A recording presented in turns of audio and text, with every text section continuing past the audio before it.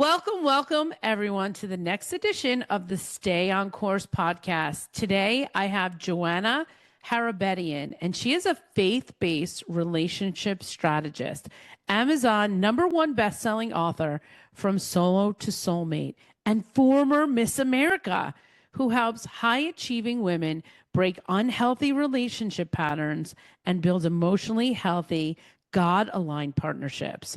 Through identity renewal, emotional intelligence, and inner healing, she's equipping women to stop repeating the cycles and create lasting love that supports both life and leadership. And today we're going to talk about the 3 keys to identity success in business and life. Welcome, Joanna, to the Stay on Course podcast. Thank you so much, Julie. It's awesome to be here. Yes, and I'm super excited to ask you some questions. But before we get started, I ask all of my guests, what is your favorite food? Well, I love Italian. Okay, Italian food straight up from Italy is one of my favorite foods. I love ravioli, like homemade raviolis. My grandfather, even though he was Spanish from Peru, he would make the best homemade raviolis. And so I think that probably is part of my inspiration, but I love a homemade ravioli, whether it's, spinach ricotta or it's butternut squash or something interesting like that. That's my favorite with pesto sauce. I love that. I'm so excited for this topic today. 3 keys to identity success in business and life. But I know what everybody's wondering right now that's listening. Miss America. Tell us a little bit about that journey. Yes. Well, it's very interesting. My title is Ms. America 2019 through 21. I won in 2019. And then because of COVID, I ended up reigning for 3 years. Wow. Yeah, so it was very interesting. The platform for the Ms. America pageant is having a crown with a purpose. So one of the things that I started actually before Ms. America, because I have 2 other titles. My first title was in 2013. But at that time, I was Ms. Orange County, and I developed a crowning program. And this Princess Crowning Program is to help girls and women with identity. And what I do is I do a whole teaching on the definition of a princess and the different qualities of a princess. And then we tie that into identity. And then I will crown them. I have special crowns that I crown them with. And I release really their identity, and I bless them as a princess of the King of Heaven. And let me tell you something, Julie, it's been very powerful. My first crowning was at a quadriplegic hospital in Orange, California, Southern California, where I was living at the time. And so now there were boys at this facility. So I created a whole program for the girls, so they would get crowned as a princess. Wow. And then the boys would get knighted. And so I incorporated the firemen. So we had handsome firemen, we had singers, and it was during Christmas. I had the firemen knight the boys, and I taught about what the qualities of a knight. So then after we did this whole program for these kids, and they were so impacted because, they didn't have the ability to use any part of their body, right? So then the staff came and they said, hey, can you come and do this whole program just for one of our young ladies who's couldn't make it? So I said, sure. And I knew nothing about her. So we all pile into her room, and I was ahead of everyone. And as I walk in, I see she's lifeless in her bed, like not non-responsive. And she had a tracheotomy in her throat. So I called her name and I said, Karina. And all of a sudden, she opened her eyes. And I said, we're here today to crown you a royal princess of the King of Heaven. And then we proceeded to do the whole ceremony just for her. And when the fireman put the rose on her shoulder after I crowned her, she started talking. Well, the nurses were bawling their heads off because we didn't know that Karina had been non-responsive for 5 weeks until I called her name, and she had not spoken in 5 years. So this was the beginning way back then of what I do with the releasing that royal identity, especially for kids right now in our culture. There has been just, such a shift in what I would call predictive programming to confuse them with their identity. Yeah. And I think like building the identity is tapping into a lot of what we tell ourselves and what we believe about ourselves. Where are we starting this conversation today? Because I want to know what these three keys are. And I love to like talk back and forth about the different ingredients for success. Where do you want to start the conversation today? Well, you know what? Let's start with the ability to receive. I would say I had this as number two for our discussion, but I think this is really number one in my opinion. And here's Mm, why. Because I was the queen of not being able to receive. I'm a great giver, and leaders are often really good givers, but they don't know how to receive. So I want to share a couple examples. So when someone would give me a compliment, and then we're going to just do a really simple example, a compliment. When someone gives you a compliment, what do you most often do? Oh no, no, not really. Or no, this is old thing. Or no, I look fat today. Or right. So it's whatever. It's no. And so I used to do that, thinking I was being humble. mm. And then I had a dream, Julie, and this was so fascinating. So in my dream, I dreamt that I was preparing this beautiful bouquet of flowers. It was almost like divine heavenly kind of beauty and color and fragrance, and I was preparing it for my best friend because it was a special occasion for her.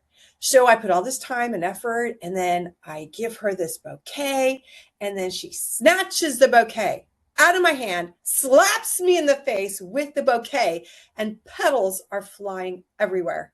And I'm like, oh, and like shocked. Then I'm angry, and then I feel rejected.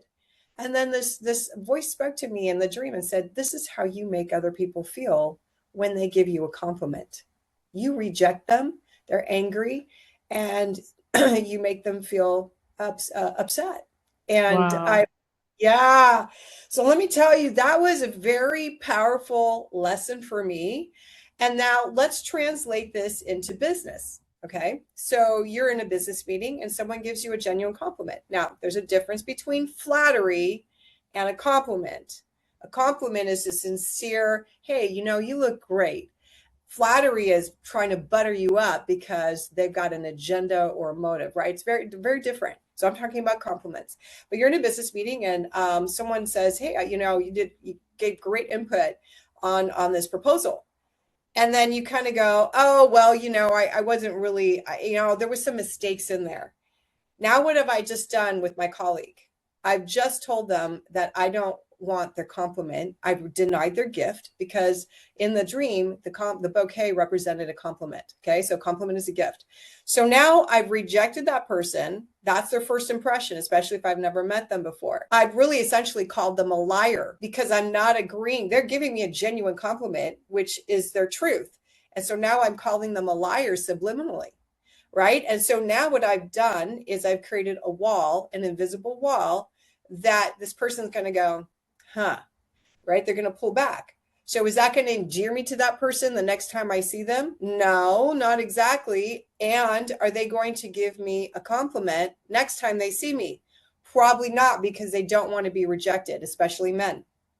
So now let's translate this into marriage. Okay. So I'm married and I don't know how to receive a compliment. As an example, my husband says to me, "Oh, you look great. I love that dress on you." What do most women say? I used to be the queen of this. Like I said, you're just saying that. I look fat. Look at, I'm bloated. I'm on my period. Why? You're just saying that. Stop saying that. Well, what have I now done? I've trained my husband, number one, to not compliment me because I'm not going to receive it. Two, I'm calling him a liar because I don't believe what he's telling me. Mm. And here's the biggest mistake women make. When men give you a compliment, a good man, when he gives you a compliment, he actually means that. He's not just saying that to flatter you, butter you up. And so as women, now what we're doing is we're slowly etching away at the wall of connection. And we're building. Oh, we're Mhm. removing kid. That's good. Yeah, because you know, we can just all say thank you. Thank you is a nice, easy answer. Right. And also, a large part of the lie is, well, it's better to be and this is not a lie. We hear all the time, it's better to be a receiver than a giver. Well, in my opinion, it's better to be an excellent receiver and an excellent giver. You have to have the equal give and take, because see, when someone's giving me a compliment, that's their gift to me. And so now what I'm doing by rejecting their compliment is I'm robbing them of them feeling good. People feel good to do something nice for someone else, right? They love to Right. give, right? But now I'm making them feel bad. They're not going to tell me that, but this is really essentially what I'm doing. I'm making them feel bad, and I'm taking away their blessing for wanting to be a giver. And it's like awkward to start talking negative about yourself. And it doesn't do anything for anybody for you not to just say thank you and smile. Thank you and Right. smile. Yeah, but we don't realize that, do we? And Yeah. so how many times have you complimented someone, Julie, and they poo-poo it, and they're Yeah. like, oh no. I've just gotten to the place where I just say thank you. That's the Right. I'm not going to argue with somebody at this point. But I do see that this is part of the building blocks for you to sort of believe that you're worthy enough for the compliment. Mhm. It's like it's all about feeling worthy. And like I love that princess story.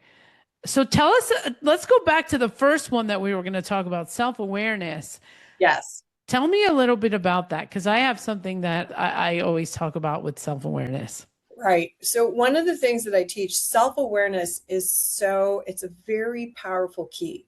And here's why. Because if we don't realize the thoughts about ourselves, and those thoughts can be deeply rooted in childhood experience. Yeah. Like, for example, you're a little kid and you're so happy to see daddy, and you run and you jump into to daddy's lap, and daddy pushes you away because he's really tired and he wants to watch TV. Well, now you've experienced rejection from, your hero.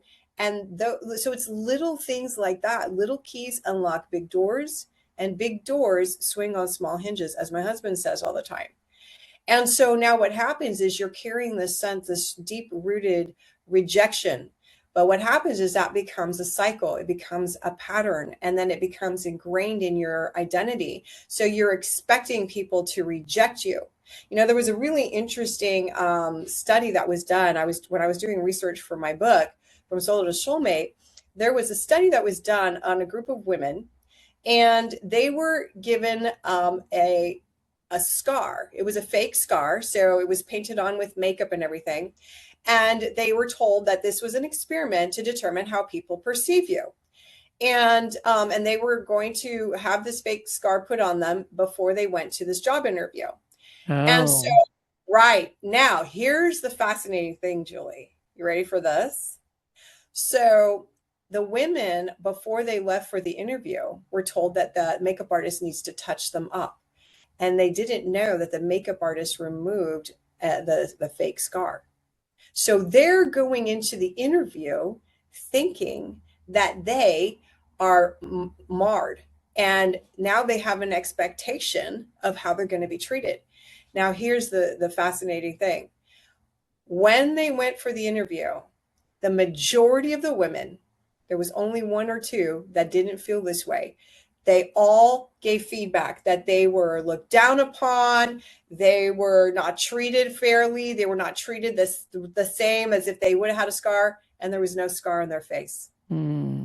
What does that tell you? Yeah. It tells us that our stories that we tell ourselves are very powerful, and we can then manifest things that are not true.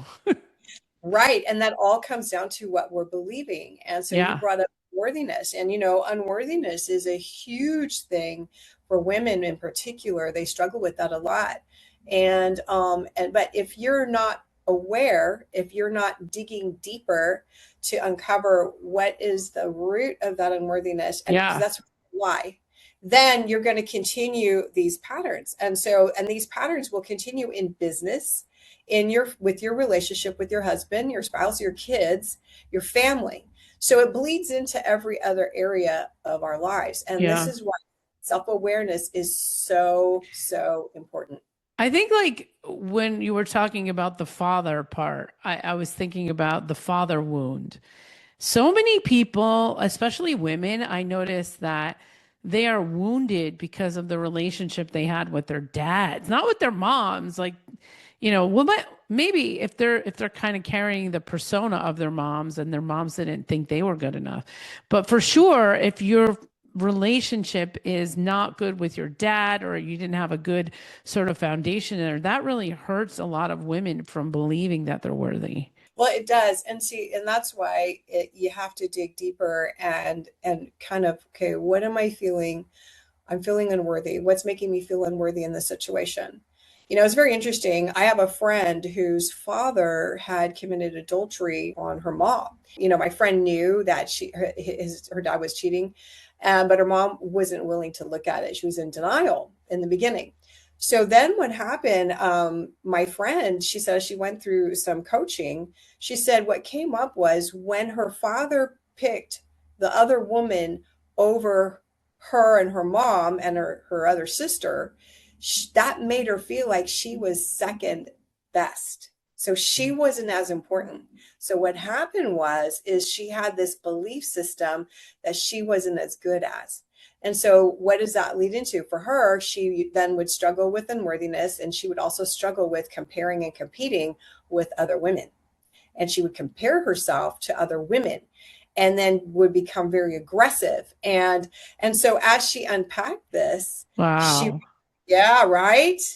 And so, like, in my coaching, I help women contrast and complete, not compare and compete. Because you see, when we're competing and we're comparing ourselves with another woman, oh, she's married to so and so. Well, she has that job. Oh, she's on this platform. I'm not. We're actually believing that we're not going to have, or we can't have what that other woman has. So we're walking in this lie that we can't have what she has, and that's why we're jealous. But you see, self-awareness, as we begin to become aware of these things through programs like yours, or deep diving into our own self, we can begin to unpack this and then unravel the lie. Yeah. Right. It's so funny because yesterday I was just on a podcast where we were talking about a little bit about being a woman and feeling empowered to be the most authentic version of yourself and not feeling bad about it. So there's a bunch of women out there that have the confidence that have to place or feel like they have to play small because of other women who are feeling like you're in competition with them. And the women that are confident know, they know that you're not confident. They can feel it because it's the energy exchange between somebody who's confident and then somebody who's not. And that thing that they do, the women thing that they do, I think it's really like a nuanced thing. But if you're aware of it, that in the moment about what's going on, the confident woman will acquiesce a little bit and sort of like, kind of tap into the other person and seeing what's really going on. But I think it's very interesting. And self awareness is that emotional intelligence to understand what's going on in the moment. And I call it the intelligence of the moment, what's happening in the moment. It's really important for us to see that. But there's so many different nuances and different belief systems that women have. But for sure, we know that the story you tell yourself about yourself is the most important story you will ever tell. Mm-hmm. And then it's learning how to rewrite your inner story. Yeah. Because as you rewrite your inner story, then you're going to rewrite your life, really. And I was married to Mr. Wrong the first time around, and that was a very bad deal at that time. I went through a lot, and I escaped that marriage. And I remember, my friends had invited me to Europe because I was getting stalked, and it was a bad deal. So like, hey, just come. You can stay with us for a while. And so I found myself in an ugly crying moment. Nobody was home. I was on the kitchen floor. It was one of those where, your eyes are puffy. And, I'm like praying, and I just cried out to God, and I said, God, I thought you told me to marry this guy. Look at my life is shattered. It's a disaster. Now I have to pick up the pieces, and I want to walk away from you, but I don't. And so then I asked God to hold up a mirror to my face and show me how I ended up in this mess. And you know what, Julie? That was the beginning of the most incredible journey, because you see, being able to look at ourselves doesn't excuse the behavior of somebody else, right? I always talk about we have two sides to every coin. We have the side of the coin of the men, we have the side of the coin of the women. And what was revealed to me was my selfish motivations. I thought it was going to be all about my husband and his ugly behaviors and everything else, but actually it was my heart. And so it was revealed to me that my motive for allowing myself to get pressured into the marriage was because I was tired of being single. I wanted somebody to take care, truth be told, right? Let's get honest. And because it takes courage to get honest. So I wanted somebody to rescue me. I wanted somebody to take care of me, make my dreams come true. It was all about me. I was tired of being single and being the third cog in the wheel, and people saying, well, how come you're not married yet? How come you don't have a boyfriend? So it was the wrong motives for, it wasn't the right motives for wanting to get married. And then what happened? I married a man who, it was a disaster, right? Now, I could have chosen to blame Mr. Wrong for all the bad things that I did have to go through healing for what I experienced in that. But I also had to look at what propelled me to make these choices and dig deeper. And that was the beginning of my journey and really the springboard for what I'm able to help women teach, what I help teach women now. And because I made the choice to do the work and get honest with myself, and that takes courage, I rewrote my love story. And then I attracted and kept an amazing man. We've been married for over a decade. And let me tell you something, we're very blessed. We don't have the hard battles that a lot of couples go through because, see, I had to work out my stuff. I worked it out before I got married, and he worked out his stuff before we met. And then if you are married and you've got those battles going on, I teach the skills on how to maneuver that. I love that. See, right. So if I hadn't made the choice to become self-aware, learn how to receive, learn emotional intelligence and all these skills, I wouldn't know how to have a healthy dynamic relationship with a great man and have a great marriage. We work together, we play together, we travel together, we minister together, we do everything together. We're a team. And so that's the reward, so the reward is you're going to get to rewrite your love story when you just take that one step and pray that scary prayer. Show me how I ended up in this mess. My gosh. Yeah.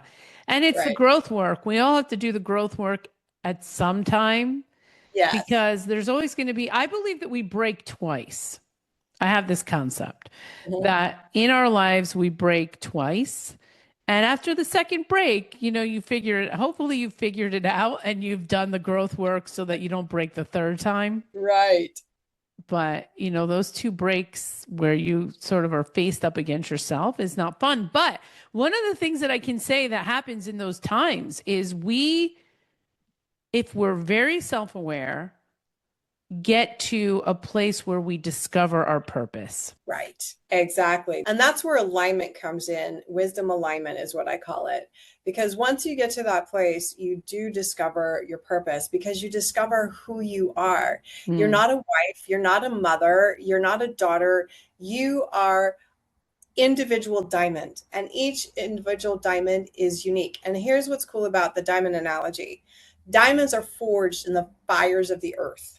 That's how the facets are created, right? It's tumultuous. There's fire. It's right. And that's what life can feel like, tumultuous and hard. You're going through the fire. You don't know how you're going to make it, but you do. But what's happening is on the inside, your character, the dimensions of who you are as you begin to find yourself, your interests, what do you like, what makes you special, all those things, accepting yourself and as you are, then that's the beginning. Then you begin to reveal the beautiful facets on the inside. Yeah. And you become that sapphire diamond that has the brilliance that you learn how to emanate that. And, your shine, the shine that you emanate, the brilliance, also helps other people shine. They might not feel comfortable with it. Like you mentioned that early in the program, there are the women who they are jealous. They haven't come into that truth yet. Yeah. And so, right. So we can be examples for someone else who's struggling with that by allowing our brilliance to shine and not diminishing that. I love that. Tell us a little bit about your self-talk as you entered into the Miss America experience. What were you thinking about yourself? Did you feel like you belong there? Okay, well, that's a great question. So, what I loved about the pageant is that we all the delegates got the same exact coaching, right? So they coached us. We had weekly calls, and so the other queens, previous queens, they coached us. So I listened to their coaching. Now, I also hired an additional two, I had two other coaches that I worked Wow. with. Right. So, but the mindset, there's two mindsets in pageantry. You're in it to learn, or, and it's going to be a fun experience, or you're in it to win it. And so it was a mindset. So that's how I was coached, right? This is how they coached us.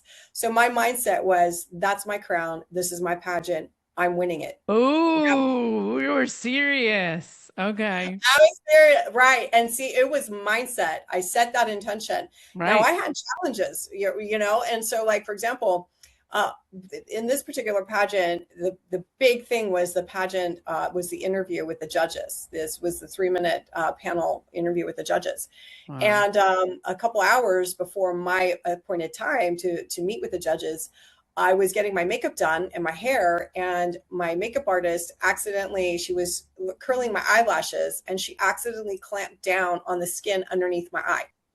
No. Yes. Okay. Right. Hard. Okay. And Oh, it took everything in me not to scream at her. And it wasn't her fault. She was nervous and she didn't know, right? She's not like she did it on purpose. So then she takes the makeup sponge and she's like trying to dab it. I said, stop. Just stop. I'm going to go take care of this. And I'm running to my room. This is on the Queen Mary. And I'm texting. I had a whole prayer team praying for me, right? I'm like, please pray for me. Oh my God. Now, fortunately, I'm very versed with frequency therapy. I had brought my frequency therapy, a frequency therapy light. I had brought some stuff my naturopath told me to bring down swelling, not knowing that this was going to happen. So through prayer, frequency therapy, all this stuff, miraculously, the swelling went down, and it, like, as if nothing happened. oh So gosh, thank this all God. happened before my interview with the judges panel. Okay, so things are going to happen to you Yeah. when. Well, and this is what I talk about all the time because I work with speakers, and right before you're getting on stage, isn't it just interesting how everything seems to happen? Oh yeah. Well, then when I was on stage for the evening gown segment, now I never ever had any trouble with my shoes. Okay, now I had high platform shoes on, but I never had any trouble. Well, the weirdest thing happened. So I was almost done with my evening gown routine, and as I'm coming out of a spin, somehow my ankle buckles underneath my, Oh, and I this like flashed in less than a second. Oh no, I am not falling on my face. Oh, and somehow miraculously I was able to recover, walk out of it, and people are like, did she almost fall? Well, that was really good how she exited. Right. And so yeah. So those were some of the things that happened, and it makes, but see, it's all about the recovery. it is. And It's all, and like preparing yourself to know that these are the possibilities that something could go wrong. I think it's like the well, consistency. I didn't know that was going to go wrong. Well, I know, Those but like the coaches should have prepared you for that, like all the right, things that could potentially go wrong. And right. this is like, when I started speaking and getting on different kinds of stages, Uh-huh. different, I mean, in small, way smaller stage, right? I prepare people to the point where, like, okay, if this happens, this is what you do. If that happens, this is what you do. Because what Right. happens is if you're getting on the stage and something like this is happening to you, that fight or flight thing comes on you, right? Like Right. all of a sudden this feeling comes over you and you lose feeling of your body. You're having a panic attack, and now you still have to perform. That's right. You still have to do it. Well, I used to be the queen of fear. I mean, if I was in a small group of people at that time in my life and I thought somebody's going to ask me to speak or pray for somebody, I would literally get up, run in the bathroom, and stay there until the meeting was done. That's how bad it was. And so I knew that I could not walk in fear. And so to break that, I did a couple things. I used to do Toastmasters, but then I entered the singing contest. Oh, And oh, yeah. And this was when I was living in Southern California back in the day. And it was at a huge country Western bar where they would have country Western stars come. And they had these, it was a big contest they did. So to get over my fear, I entered myself in this contest and I picked a Shania Twain song that everybody knows. And when I got up on stage, I'd never sung with a band and never been on stage to sing. And I go up there and I start singing, and I forget the words of this song that everybody knows. Well, what did I do? I didn't stop. I made up the words to the song until I remembered it. that's awesome because you can't stop. Joanna, No. what are you busy working on right now? Well, right now I am working on my coaching program called Love Unblocked, the detox for the soul. I'm really excited about this because this is going to help women uncover blocks in their life, whether it's in relationship or business, and hidden patterns they're not even aware of, and how to overcome that and break through that on the other side. And so I'm very excited about that. I love it. I love it. Where can our audience find you? So they can find me at loveunblocked.com. And they can also find me on Instagram, the Soulmate Strategist, Joanna Harabedian. And I look forward to chatting with everyone. Amazing, amazing. Well, thank you so much, Joanna, for being a guest on the Stay on Course podcast. Thank you, Julie. You're the best. Thank you. Thank you.